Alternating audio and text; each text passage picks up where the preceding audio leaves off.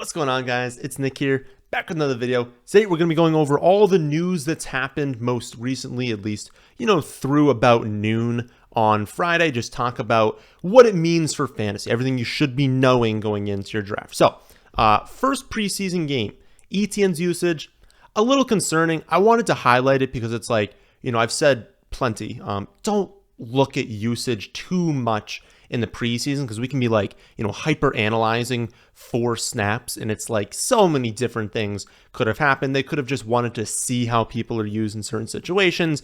It doesn't have a huge impact, right? But we've been hearing all offseason that it is possible that ETN is more of a between the 20s running backs, meaning like from your 20-yard line to the next 20-yard line, where you start until you get into the red zone, then that he might be coming off the field a little bit, not all the time, but like basically that Tank Bigsby might be their like locked in short yardage back used on like 3rd and 1s that we don't really care about too much between the 20s. But that means that if he's still getting that at the goal line, we might see ETN's upside capped, because if he's not scoring all those goal line touchdowns, that is obviously going to hurt. He's going to have to score much further out. That's more difficult to do. Then we look and see, okay, they've also kind of talked about Jermichael Hasty on like 3rd downs. Could he mix in? Because we know that ETN is not an amazing pass catcher, and that is what happened as well in the preseason game. We got Tank in the short yardage, we got Hasty in 3rd and long, and so it kind of confirmed a fear that we had for ETN. Still not a player that I've been targeting at all this offseason. I think he's going too early because of these concerns, and it kind of came to fruition in the first game of the preseason. There was also a podcast, 32 beat writers, you guys should be following them on Twitter, where they were talking to a beat writer from the Jaguars, and they were kind of saying like, yeah, this is what the expectation is for the Jaguars running back room. But then he also highlighted, he's like, listen, they're probably not going to throw to running backs that much in general. And I don't know if that caught me off guard or it was just kind of something that I thought about more. And he's like, they love their wide receiver room. They want to run a lot of like heavy tight end personnel as well. They love a lot of their tight ends that they have. They view this offense as, why would we throw to the running backs? Like, when we have such amazing talent everywhere else, why would we have a high target share to any of them, especially if we're rotating through all 3? And so I kind of thought about that, and I'm just like, none of these running backs are catching a ton of passes. And if we are splitting, maybe I am a little bit too high on Tank Bigsby. I still think he's awesome, because if ETN went down, he's the perfect handcuff of like, well, now he's getting these early down and these goal line, and that's awesome, and still mixing in on receptions. But I think I might drop the target share a little bit on some of these running backs because, yeah, they're probably not going to throw to them that much, but definitely ETN. I don't want to draft him this season. Kareem Hunt had a visit with the Saints, the Colts, the Vikings. Maybe by the time you're watching this, it's another team that he's visiting. It's kind of weird because there was no buzz on Kareem Hunt all summer, and so no one was drafting him at all.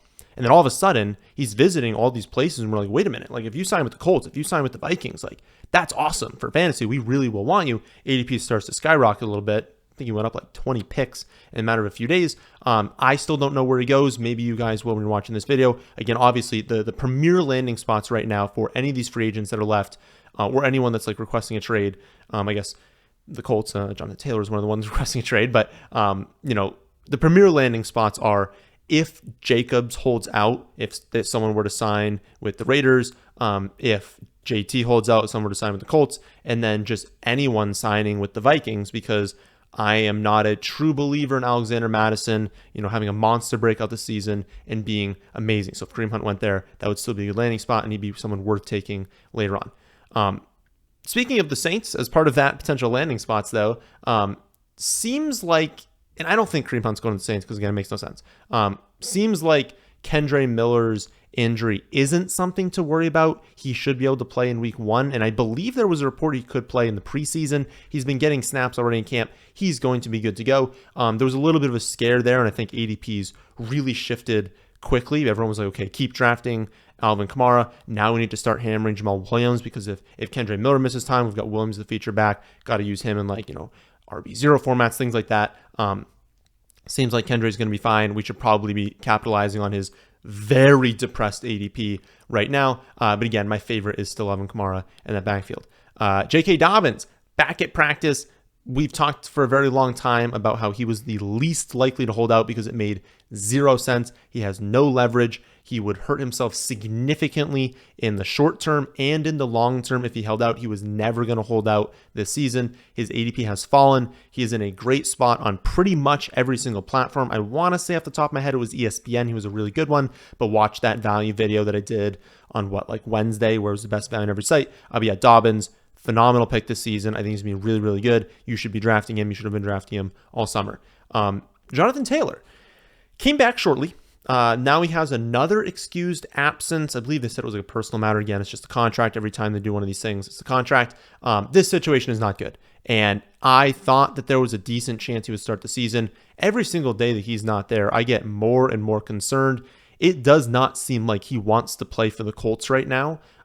He would be an early second round pick if he stayed and he played in week 1. If we knew that was happening, he's an early second round pick. He's been dropping more into like, honestly, the early third round underdog, which means that's more like late second round in a redraft platform. I would say at this point, round 3. I don't know that I can justify a top 2 round pick on him right now because those rounds are so valuable. There's so many good players. I just think with how risky it's getting, until we know that he's playing, I wouldn't take him the top 2 rounds. In round 3, I think, talent doesn't, I don't want to say talent falls off, but we definitely see a tier break into the 3rd round, more risky players, a little bit less upside, a little bit less certainty. Then it's like, okay, if you could draft like, I don't know, Austin Eckler, Garrett Wilson, and then you wanted to take a shot on Jonathan Taylor, already having running back 1 and 2 locked up, 2 players you feel very good about. I think the 3rd round, now you're like, okay, I think that's valuable. I think that has a lot of upside because now if he hits and I have, 2 top 5 running backs with Garrett Wilson, I'm in a really good situation and it doesn't hurt as much if he holds out. But again, I'm more hesitant. I want it to be a value at this point. Zeke signs with New England and Dalvin signs with the Jets. We'll go over Zeke first. Ramondre's still fine. I think people are panicking on Ramondre right now. And obviously I dropped him in the rankings, but I've been game planning for this. So like I didn't have to drop him as much. The big thing here is Ramondre, they never wanted to give too many touches because he's so important. And I think people in their minds are like, okay, they don't want to give him a lot of touches. That's bad in fantasy. No, they didn't want to give him 300 touches because he's so valuable on this offense that if they were to lose him due to injury, they're toast. I mean, they have nothing, right? And so they looked at their backups and they're like, these guys are not going to get it done. We can't give them touches because we're in the most difficult division in football. Like if we're going to win at this point, we have to give Ramondre 25 touches every week, and they don't want to do that. So they bring in Zeke. Zeke's going to take these like grinder snaps. Unfortunately, that means some of them are going to be goal line snaps, 3rd and short, things like that, like what we're concerned with, like ETN with Tank Bigsby taking those snaps. But we know that Ramondre is going to be heavily involved in the receiving game. That doesn't get impacted with Zeke leaving. Zeke is a great pass protector, but they need Ramondre in the receiving game. He's still going to have a ton of receptions. He's still a very, very strong pick to make, just a little bit worse than before. And he still does have touchdown upside. It's not like Zeke comes on the field every time they get inside the 10. Ramondre is still going to be out there plenty. He'll still be the 2 and 4 minute back. Still has a very good role in this offense. They love him. They want to use him a ton. So still draft Ramondre just a little bit later than before. And then Dalvin, this hurts a little bit, but it's a similar-ish situation with like how they view Breece Hall as so important to this team. They can't overload him. The problem was Breece Hall is coming off the ACL. And so their stance there is we don't want to overload him because he's coming off injury. And so we're going to get a running back that, we can give a significant workload to and make sure that we slowly get Breece Hall ramped up. And that's more concerning because to begin the year, he's not going to have as many touches. And obviously, Dalvin's also a better running back right now than Ezekiel Elliott. And so they could give Dalvin 15 touches a game to start the season, and it would be completely fine. They could give him that even at the end of the season because he's such a good running back that they're like, hey, why don't we just go this full year, make sure he's good to go, make sure maybe he's good to go for the playoffs because they think they're going to be, having a chance for the Super Bowl this season. So it's more of a concern for Breece Hall. I dropped him a little bit more. And Dalvin, honestly, is a great pick on a lot of platforms. Treylon Burks, huge injury scare. I mean, there was a chance that he tore his ACL. Like when you watch the video, you're like, oh no, this could be bad. Fortunately, it was just an LCL sprain. Could have been significantly worse. That's probably the best news you could have heard. He'll likely miss a few weeks. I don't know if he's going to start week 1 fully healthy or even play in week 1. We just don't know at this point. But he's going to be fine. It's just an LCL sprain. He just needs a little bit of time to recover from that. It is not something that's going to impact him once we get into like week 5, week 6, out there. And for where you were drafting him, it's very likely you weren't starting in week 1 anyways, so it shouldn't impact you a ton. I did move him down a little bit because it's a knee injury. He's going to miss time in camp. That's time that he could have developed a little bit more as a player, a little bit better chemistry with Tannehill. But the point is, it could have been so much worse. So huge sigh of relief there. Again, didn't drop him a ton, but I dropped him behind Elijah Moore and Zay Flowers. Roschon Johnson, getting some first team reps in camp. It's been very noteworthy to the team. They've said a lot of times how physical he is. That was something we kind of figured, when the pads are off, Roschon's not really going to look amazing. You're going to get players like DeAndre Swift going to get a ton of hype when there's no pads on. Put the pads on. Apparently, he's been phenomenal. Look at that carry. I know it's one carry, but that awesome carry he had in that first preseason game, you kind of see glimpses of what he could be. He's better in pass protection than Khalil Herbert. I don't know. I'm scared. I'm scared of Khalil Herbert a little bit. I'm not really drafting him right now. He's been suppressed in the rankings. If you use the rankings, you're probably not getting much Khalil Herbert. But I think it's pretty clear Roschon's good. Roschon's going to have a role in this team. And even if it's not a significant role in the passing game because they don't throw to running backs that much, I just think the fact that Khalil Herbert at this point is like a split early down only back hurts. That really hurts upside. So neither one of them, honestly, is amazing. But if I'm drafting one of them right now, given ADPs, it's Roschon Johnson. Tank Dell. Talked about this in the... Oh, wait, that's the future. I will talk about this in the Sunday video. I'll talk about it in tomorrow's video. But he's getting a lot of hype. So has the touchdown catch in the preseason. I think that was more just look at this funny catch that was bobbling around a bunch. It wasn't some amazing catch or anything. I mean, it was a great catch, but it wasn't he just destroyed the defense and he makes a Dell catch. It was the ball was bobbling in the air and he kind of came down with it. But point is, he looked good. He looked explosive. He looked quick. He looked like someone they're going to utilize a lot in this offense. Camp reports he's scoring touchdowns, which was probably the biggest fear people had. He's so tiny that it's can he score touchdowns? With how quick he's been, he's been using the red zone a lot.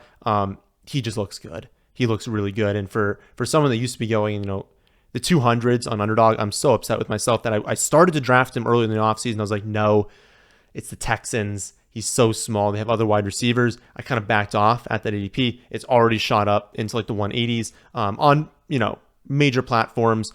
Last pick in the draft, you can just take a shot on him. But yeah, he looks good. That's a good sleeper late. Luke Musgrave, similar. I mean, not similar in the sense Musgrave's obviously significantly larger than he is. Probably has 100 pounds on him. But he's another rookie that's really standing out in camp right now. Beat reporters are saying it's been locked in all camp. He's the one. And that's something we've talked about a lot is rookie tight ends. They just need the snaps. It's not that they're bad players. It's that it's such a difficult position to learn that it's a similar take with Sam Laporta, right? Sam Laporta and Luke Musgrave are already locked into their number one roles on their team. And so most rookies only have a 30-40% snap share. How can you really produce there? Because the coaches don't trust them. They have another option. These two teams don't have another option. Detroit needs Laporta to produce in week 1 because they have nothing else to throw to. I'd be surprised if they didn't sign a wide receiver at this point. And then Musgrave, they don't have another tight end and they want to utilize the tight end in Green Bay. They're both going to be number ones. They're both really good picks in the later rounds. I think people are scared about rookies, and that's deserved. You should be scared of rookies. It's likely that neither one of them, is a high-end fantasy starter this season, but I think Luke really has a chance to be a strong pick, especially on a site like Underdog where you're drafting multiple late. He is a person that you should be targeting right now. I am starting to target more because he's clearly going to have a role on the team. Miles Sanders might not play at all this preseason with the groin injury. It's not a great look. They're obviously being cautious. It doesn't seem like a significant injury, but it would be nice if he was healthy with his new team, getting reps in preseason, looked like the clear one in camp. These reports would just make us more confident in drafting him. And you look at his average ADP across all the major platforms. The average ADPs are Pierce, or for who he's going ahead of. So it's Sanders, then Pierce, Akers, Madison, Dobbins, James Conner, Alvin Kamara. He's going ahead of all of them. Some he's going, more than a round ahead of. I'm starting to get hesitant. I love Miles Sanders as a player, and if he's a featured back on this Panthers team, he's going to shatter his ADP and he's going to be incredible. We just haven't seen it, and it's concerning that we can't be sure. We can be pretty sure that, Pierce is going to have a strong role, that Dobbins will have a really good role in the team. James Conner is a feature back, we know. Alvin Kamara is Alvin Kamara. He's fantastic. And it's like, we just don't really know with Miles Sanders right now. I know the contract was great, and that, has me okay drafting him. I'm just getting a little bit concerned, I guess is all I'm saying. Then finally, Courtland Sutton. We're getting a lot of buzz in camp recently. I think his ADP is trending up, but very slowly. Remember we talked about Gallup before, being like, well, last year, first year off the torn ACL. This year should be a little bit more healthy. Same thing actually with Chris Godwin, and the same thing with Courtland Sutton. First year off the torn ACL last season, not 100%. Looks much better in camp this year. All reports seem to indicate that he's back at full strength right now. He said he dropped some weight from what he was playing on last year just to get back to where he was in 2019. I mean, remember, 2019, he had 1,100 yards and 6 touchdowns. You've got Tim Patrick done for the year again. They need Sutton. They need Sutton to be out there every single play. I know I love Mims late. We're finally going to see Mims in the preseason this week. But it's not to say I don't like Sutton. If this offense really gets going, Sutton's going to be a major part of that.